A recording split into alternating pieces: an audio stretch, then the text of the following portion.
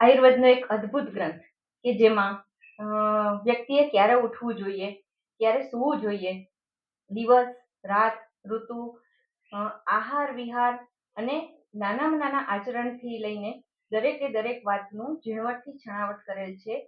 તે ગ્રંથ છે આયુર્વેદનો હૃદય સમાન ગ્રંથ, જે અષ્ટાંગ હૃદય કહેવાય છે.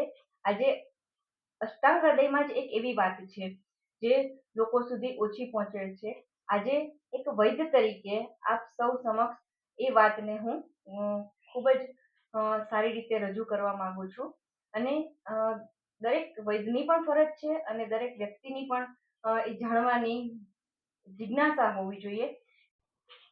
આ ગ્રંથનો એક ખૂબ જ પ્રચલિત ટોપિક છે જે ખૂબ ઓછો જાણીતો છે, અને તે છે ધારણીય અધારણીય વેગ. હવે આ બંને વિષયને સમજીએ આજે. તો ધારણીય વેગ એટલે ધારણ કરવા જેવા, એટલે કે રોકવા જેવા, અને અધારણીય એટલે શરીરમાં કે મનમાં ન ધારણ કરવા જેવા, એટલે કે ન રોકવા જેવા. હવે શા માટે આ ટોપિકનું વર્ણન છે? તો 13 અધારણીય વેગો બતાવેલા છે.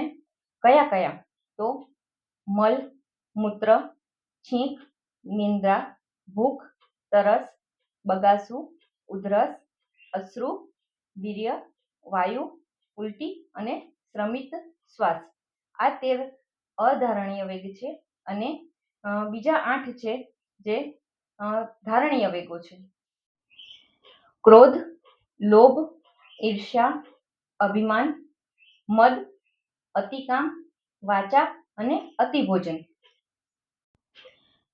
ન રોકવા જેવા વેગને રોકવાથી અને રોકવા જેવા વેગને ન રોકવાથી શરીરના ત્રિદોષ એટલે કે વાત, પિત્ત અને કફ ત્રણે અસંતુલિત થાય છે અને વિવિધ રોગો થાય છે.